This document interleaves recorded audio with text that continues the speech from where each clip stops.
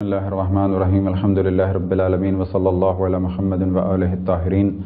ولعنة الله على أعدائهم أجمعين إلى قيام يوم الدين وقال سبحانه وتعالى إن الله يأمر بالعدل والإحسان. عدل تشریعی، جیسا کہ آپ کے علم میں ہے کہ پہلی نشست میں ہم نے عدل کی 3 اقسام بیان کی. ایک عدل تکوینی، اور اس میں کچھ مثالیں دیں اور توجہ دلائی اس امر کی جانب کہ کائنات میں جو کچھ ہو رہا ہے اور جو بظاہر لوگوں کی نگاہ میں نظام کی خرابی ہے، در حقیقت وہ ایک نظم ہے. لہذا چاہے بارش ہو، چاہے کوئی اور مشکل ہو، یہ سب ایک نظم کا سلسلہ ہیں. اور پہلی نشست میں ہم نے اس کی جانب توجہ دلائی اور اس امر کی جانب توجہ دلائی کہ آج کل اگر کوئی حالات اور واقعات ہوتے ہیں، چاہے وہ سونامی یا زلزلے کی صورت میں ہو، تو وہ نتیجہ ہیں ایک نظم کا، کائنات کے ایک سسٹم کا. کچھ ہم نے مثالیں بھی دیں اور ساتھ میں ایک امر کی جانب توجہ دی اور دوبارہ دلانا چاہتے ہیں، وہ یہ کہ کہیں بھی ایسا حادثہ ہو تو اس کے بارے میں ہمیں یہ حق حاصل نہیں کہ ہم یہ کہیں کہ یہ عذاب نازل ہوا ان لوگوں کے گناہوں کی وجہ سے، مگر یہ کہ کہیں نبی یا نبی کے وصی کے ذریعے سے ہمیں علم ہو کہ جو سابقہ دور میں عذاب کے بارے میں ہمیں خبر ہوئی کہ جیسا قرآن مجید میں بعض اقوام کے عذاب کا ذکر ہوا، یا انبیاء علیہم الصلاۃ اپنے دور میں اس کی خبر دیتے، یا ائمہ علیہم السلام خبر دیتے، یا امام زمان علیہ السلام سے کسی کی ملاقات ہو یا ظہور کے بعد وہ فرمائیں کہ فلانی جگہ فلانی قوم پر جو عذاب نازل ہوا ان افراد کی وجہ سے، اس گناہ کی وجہ سے نازل ہوا، تو یہ ایک الگ چیز ہے. البتہ روایتوں میں اس جانب توجہ دلائی گئی کہ بعض گناہ سبب بنتے ہیں عذاب کا. لہذا یہ کہا جا سکتا ہے اگر کسی جگہ پر کھلا گناہ ہو رہا ہو تو شاید یہاں پر عذاب نازل ہوا، لیکن یہ نہیں کہا جا سکتا کہ جتنے لوگ بھی اس حادثے میں مارے گئے یہ سب کے سب عذاب الہی کا شکار ہوئے، بلکہ بعض کے لیے عذاب ہے، بعض کے لیے امتحان ہے، بعض کے لیے درجات کی بلندی کا سبب ہے. یہ وہ موضوع ہے کہ جس کو ہم پہلے بیان کر چکے. عدل تشریعی یعنی خداوند تبارک و تعالیٰ نے جو قوانین بنائے اس کے ضمن میں جو گفتگو ہو سکتی ہے ان میں سے پہلی گفتگو یہ کہ خداوند تبارک و تعالیٰ نے جب انسانوں کو خلق کیا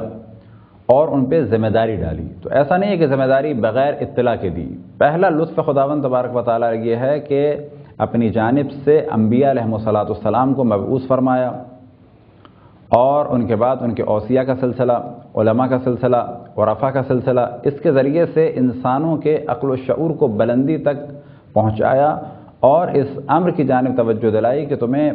فضول اور بیکار اور باطل خلق نہیں کیا گیا ہے، تمہاری خلقت کا ایک ہدف ہے.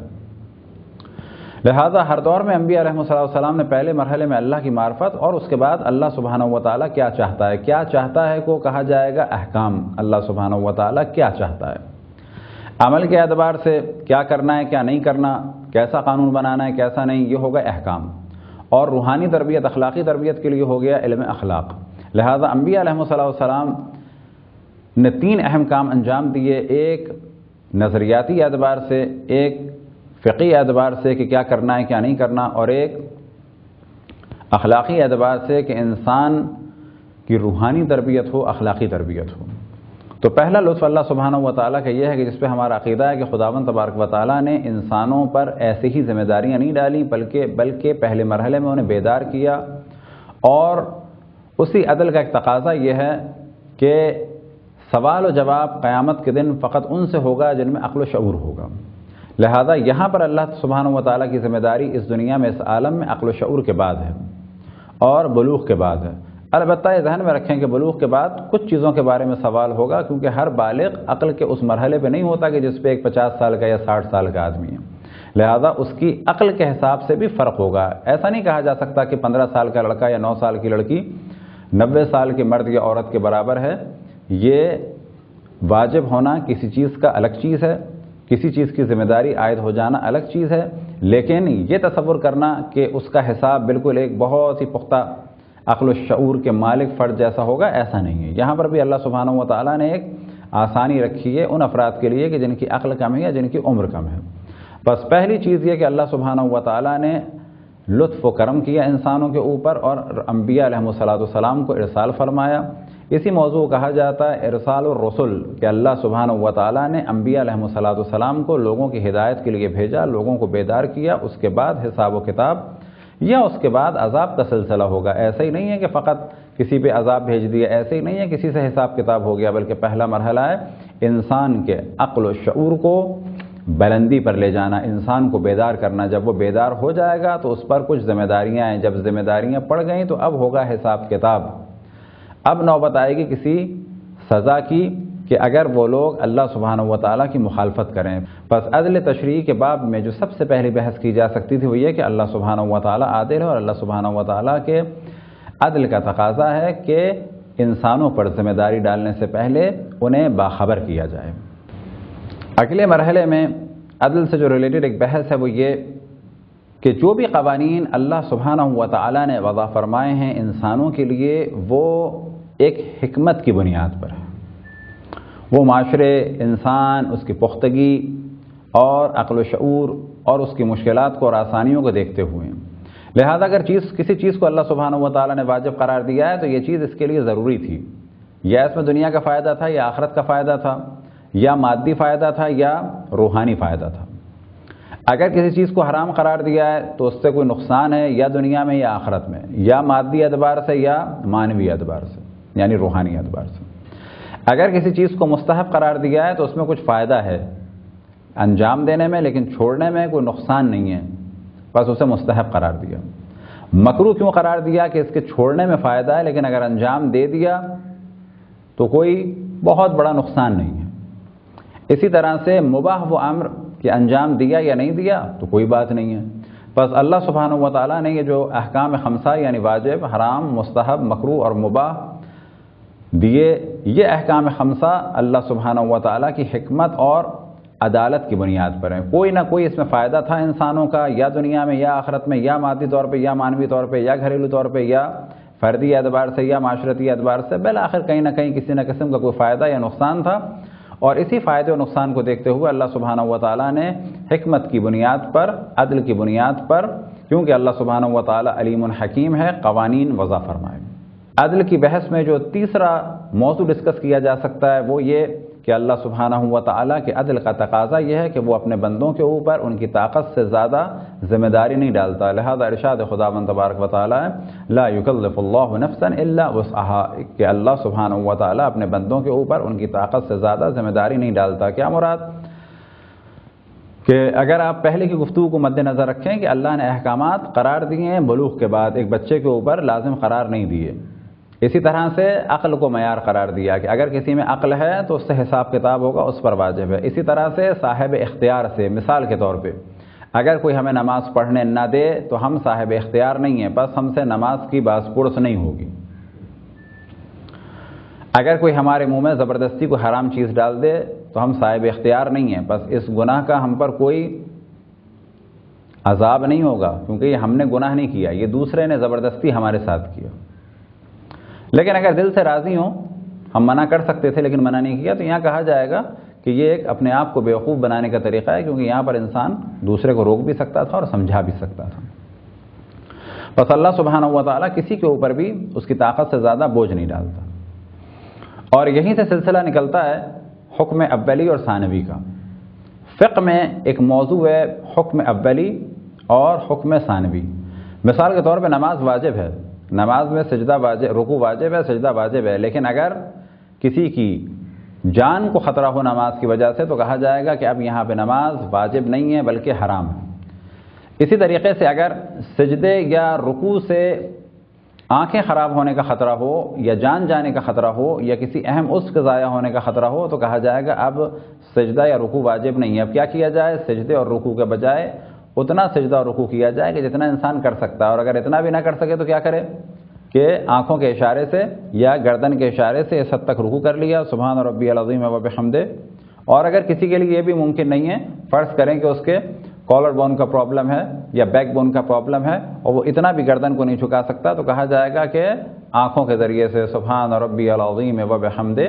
اور اگر کسی کی آنکھوں کا بھی پرابلم ہے، فرض کریں کوئی ایسا حادثہ ہوا کہ آنکھوں پہ یہ پٹی لگی ہوئی ہے، تو اب فقط وہ اسی صورت میں رہے گا، آنکھیں بھی اس کی بند ہیں، سبحان ربی العظیم و بحمدہ، رکوع کی نیت کر لے گا اور تصور کرے گا کہ میں اللہ سبحانہ و تعالیٰ کی بارگاہ میں رکوع کر رہا ہوں۔ پھر وہ سجدہ بھی نہیں کر سکتا تو کیا کرے گا؟ آنکھیں بھی اس کی بند ہیں، سبحان ربی الاعلیٰ و بحمدہ، سبحان ربی الاعلیٰ و بحمدہ۔ اسی بند آنکھوں سے بس نیت یہ ہوگی میں اللہ سبحانہ و تعالیٰ کو سجدہ کر رہا ہوں، بس اللہ سبحانہ و تعالیٰ کے عدل کا تقاضا یہ ہے کسی کے اوپر بھی اس کی طاقت سے زیادہ ذمہ داری نہیں ڈالتا۔ اب یہاں پر لوگ بعض دفعہ سوال کرتے ہیں کہ جی ہماری آل یا اولاد یا کوئی عزیز اقربا کے ساتھ بہت زیادہ مشکل ہو گئی جو ہمارے لیے قابل تحمل نہیں، یا فلانا آدمی کافر ہو گیا کیونکہ اس کے گھر والوں پر یہ مصیبت آئی، تو کہا جائے گا کہ نہیں، آیا یہ ممکن ہے کہ ہمارے ساتھ ایک واقعہ ہوا اور ہم نے اللہ سبحانہ و تعالیٰ کی بارگاہ میں جسارت کی، اللہ سبحانہ و تعالیٰ کے عدل کو چیلنج کر دیا، اللہ سبحانہ و تعالیٰ کی توہین کی؟ کہا جائے گا اگر ہم نے ایسا کیا تو روز قیامت اللہ سبحانہ و تعالیٰ کو یہ حق حاصل ہے کہ ہمارے ہی جیسا، ہماری ہی عقل و شعور جیسا، جس میں ہم جیسی عقل اور ہم جیسا شعور تھا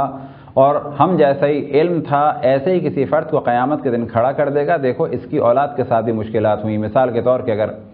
ہم میں سے کسی کی اولاد کے ساتھ کوئی مشکل ہوئی یا کسی کی موت واقع ہوئی اور ہم نے عبادت کو ترک کر دیا، تو روز قیامت اللہ سبحانہ و تعالیٰ کسی ایسے ہی فرد کو کہ جو عقل و شعور میں ہم جیسا ہوگا اور اس کی بھی اولاد دنیا سے گئی ہوگی، اللہ سبحانہ و تعالیٰ روز محشر اسے ہمارے سامنے کھڑا کر دے گا ایک حجت بنا کر کہ اس کی بھی اولاد گئی، یہ بھی تم جیسی عقل و شعور کا اور علم کا مالک تھا، لیکن اس نے اس کے باوجود بھی صبر کیا، مجھ سے راضی رہا، عبادت کو ترک نہیں کیا۔ تو یہ ذہن میں رہے کہ اپنی تربیت ہم سب کو کرنی ہے، اور ایک جانب خاص توجہ اور انشاءاللہ پھر توجہ دلائیں گے، وہ یہ کہ سب سے اہم موضوع توحید کے بعد عدل خداوند تبارک و تعالی ہے، کیونکہ شیطان جو بہت زیادہ ہمیں گمراہ کرنے کے در پہ ہے اور جو سب سے اہم موضوع سے ملتا ہے وہ مشکلات کے بعد ملتا ہے کہ دیکھو اللہ نے تم پر ظلم کیا، اور ایک بہت بڑی تعداد دنیا میں ایسی ہے کہ جو اللہ کے وجود کی منکر نہیں ہے لیکن اللہ سبحانہ و تعالیٰ کی حکمت کی منکر ہے، اللہ سبحانہ و تعالیٰ کی مصلحت کی منکر ہے، اللہ سبحانہ و تعالیٰ کی مشیت کی منکر ہے۔ مثال کے طور پہ اگر کسی کے ساتھ کوئی بڑا برا حادثہ ہو جائے تو ممکن ہے وہ یہ کہے کہ اللہ نے میرے ساتھ ایسا کر دیا، میں اللہ کو نہیں مانتا، اس نے میرے ساتھ ایسا کیوں کیا؟ تو اس کے معنی یہ ہوا کہ وہ وجود خداوند تبارک و تعالیٰ کا منکر نہیں ہوا، بلکہ عدل خداوند تبارک و تعالیٰ، مصلحت خداوند تبارک و تعالیٰ، علم خداوند تبارک و تعالیٰ اور حکمت خداوند تبارک و تعالیٰ کا منکر ہوا۔ لہذا ہمارے مکتب تشیع میں سب سے زیادہ توجہ دلائی جاتی ہے توحید کے بعد، وہ ہے عدل خداوند تبارک و تعالیٰ، یعنی ہم سب اللہ سبحانہ و تعالیٰ کی مشیت کے، علم کے، حکمت کے، عدل کے بارے میں ایک محکم عقیدہ رکھیں کہ اللہ سبحانہ و تعالیٰ عادل ہے، وہ ظلم نہیں کرتا، اللہ سبحانہ و تعالیٰ صاحب حکمت ہے، وہ کبھی کام نہیں کرتا، اللہ سبحانہ و تعالیٰ عالم ہے، لہذا بغیر علم کے وہ کام نہیں کرتا، اور جب اللہ سبحانہ و تعالیٰ نے یہ کام لکھ دیا یا یہ کام ہمارے ساتھ ہو گیا تو بس ہمیں اللہ سبحانہ و تعالیٰ سے راضی رہنا چاہیے۔ البتہ یہ بھی چیز ذہن میں رہے کہ بہت سارے کام ایسے ہیں کہ جو اللہ ہمارے ساتھ نہیں کر رہا ہے، یہ اور بات ہے کہ وہاں پر اللہ نے بندے کو اختیار دیا ہے۔ یہ والا موضوع انشاءاللہ ابھی کچھ دیر کے بعد اگر اللہ سبحانہ و تعالیٰ نے توفیق عطا فرمائی تو اگلی نشستوں میں بیان کیا جائے گا، جبر اور اختیار کے موضوع میں۔ لہذا اگر کسی فرد نے ہمارے ساتھ کچھ کیا تو یہاں یہ نہیں کہا جائے گا اللہ نے کر دیا، بلکہ یہ اس فرد نے کیا ہے ہمارے ساتھ۔ اسی طرح سے اگر آفات طبیعی کے ذریعے سے کوئی واسطہ، کوئی حادثہ ہو تو نہیں کہا جائے گا اللہ نے ہمارے ساتھ کیا، بلکہ یہ ایک طبیعی چیز اللہ نے بنائی تھی، اس کے بعد یہ ہو گیا، گو کہ اللہ کی مصلحت ہے، گو کہ اللہ کا اس میں ایک ارادہ ہے، گو کہ اللہ کا ایک اذن ہے، لیکن کرنے والا کوئی اور ہے۔ یعنی اگر یہ نہ ہوتا تو یہ چیز بدل جاتی۔ مثال کے طور پہ یہ آدمی نہ مرتا تو یہ شخص، یہ آدمی نہ مارتا تو یہ شخص زندہ رہتا۔ یہ والا موضوع لوح محفوظ اور لوح محو اس بات کے ذمہ میں بھی آئے گا انشاءاللہ۔ بس اللہ سبحانہ و تعالیٰ طاقت سے زیادہ کسی بندے کے اوپر بھی کوئی بوجھ نہیں ڈالتا۔ عدل کے موضوع میں تیسرا اہم موضوع کہ خداوند تبارک و تعالیٰ کبھی بھی کسی غلط چیز کا حکم نہیں دیتا، بلکہ اللہ سبحانہ و تعالیٰ ہمیشہ خیر کا حکم دیتا ہے۔ کہیں پر بھی کسی قسم کا بھی کوئی حکم جو بظاہر غلط لگ رہا ہو، مثال کے طور پہ قاتل کو سزا، مثال کے طور پہ زانی کے لیے سزا، مثال کے طور پر تہمت لگانے والے کے لیے سزا،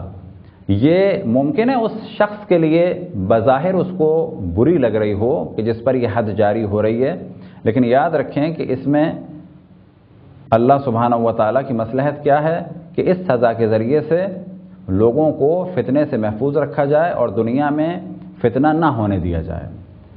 اور اگر اس فرد کے لیے بھی دیکھا جائے تو ایک فائدہ ہے، وہ فائدہ کیا ہے کہ اس کو دنیا میں سزا مل گئی، آخرت میں اس کو سزا ممکن ہے کہ نہ ملے۔ اگر وہ سزا اتنی تھی، اور اگر وہ جرم بہت بڑا ہے، مثال کے طور پہ ایک فرد نے، ایک شخص نے، جیسے کہ صدام ملعون لعنت اللہ علیہ نے ہزاروں کی تعداد میں مسلمانوں کو مارا، شیعوں کو بھی مارا، سنیوں کو بھی مارا، ایک ہی دن میں حلبچے میں کیمیکل بم کے ذریعے سے 5000 اہل سنت کرد کو ختم کر دیا۔ لیکن افسوس کی بات یہ کہ لوگ فقط یہ سمجھتے ہیں کہ وہ شیعوں کا قاتل ہے، لہذا آخر میں بھی لوگوں نے اسے شہید بھی کہا اور پتہ نہیں کیا کیا کہہ دیا۔ البتہ لوگوں کو اختیار ہے، صدام کو کہیں رضی اللہ تعالی عنہ، یا فرعون کو کہیں، یا شداد کو کہیں، یا یزید کو کہیں، لیکن ہمیشہ ذہن میں رکھنا چاہیے جو جس کی تعریف کرتا ہے وہ انہی میں سے ہو جاتا ہے۔ جو جس کی تعریف کرتا ہے اپنے آپ کو اور اپنے مکتب کو اس سے منسوب کرتا ہے۔ خصوصاً اگر کسی فاسق و فاجر اور ظالم کی تائید کوئی عالم دین کرے تو در حقیقت وہ ظلم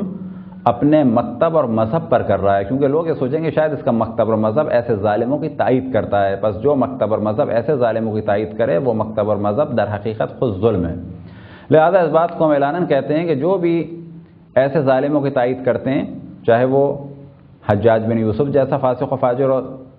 فاسق آدمی ہو، یا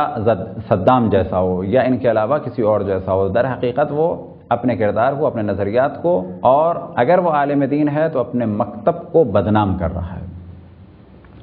تو مثال تھی صدام کی کہ صدام نے ہزاروں افراد کو قتل کیا، اب اگر اسے پھانسی ہو گئی تو کیا اس کی سزا مکمل ہو گئی؟ کہا جائے گا یہ بھی اس کے لیے ایک خیر ہے کہ کم سے کم اور گناہ نہیں کر سکا، اور ایک سزا اس کو یہاں مل گئی،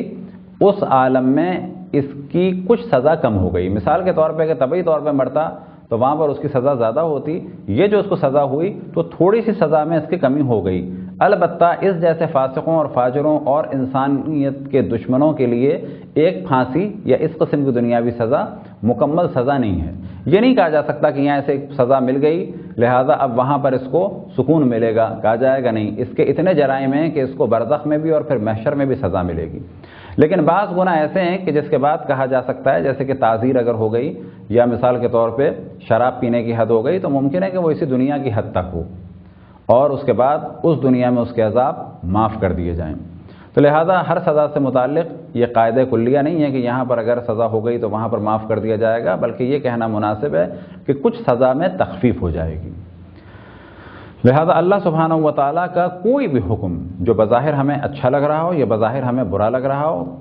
البتہ ہمیں سے مراد ایک عام انسان کو، لیکن ہمیں جان لینا چاہیے کہ جو بھی حکم اللہ سبحانہ و تعالیٰ کی جانب سے قرآن مجید میں یا انبیاء علیہ السلام کی جانب سے آیا، خصوصاً رسول اللہ صلی اللہ علیہ وسلم اور ان کے بعد اہل بیت علیہ السلام کی جانب سے، تو وہ سب کا سب خیر ہے۔ اس کے بارے میں یہ سوچنا کہ شر ہے یا غلط ہے، ذرہ برابر بھی یہ نظریہ صحیح نہیں ہے۔ لہذا چاہے کوئی عدالتی مسئلہ ہو، حد اور تعزیر کی بحث ہو کہ اسلام میں خداوند تبارک و تعالیٰ نے جو قانون دیا ہے وہ کیا دیا ہے کہ ایسی ایسی سزائیں ہیں، سخت سزائیں ہیں، بعض دفعہ پھانسی کی سزا ہے، تو قطعاً ان سزاؤں کے بارے میں یہ سوچنا کہ شر ہے، شر نہیں ہے۔ یہی وجہ ہے کہ آج جہاں جہاں اسلامی سزائیں ہیں وہاں پر گناہوں کا زور کم ہے۔ یورپ امریکہ میں دیکھیں تو قتل ہو یا زنا ہو یا کوئی اور گناہ ہو وہاں پر زیادہ ہے، لیکن یہاں پر ہمارے ہاں ان ممالک میں جہاں پر اس قسم کی سخت سزائیں وہاں پر اگر آپ دیکھیں تو گناہوں میں کمی ہے۔ بس یہ سزائیں در حقیقت خود انسانوں کے لیے ایک رحمت ہیں۔ وصلی اللہ علی محمد و آلہ الطاہرین۔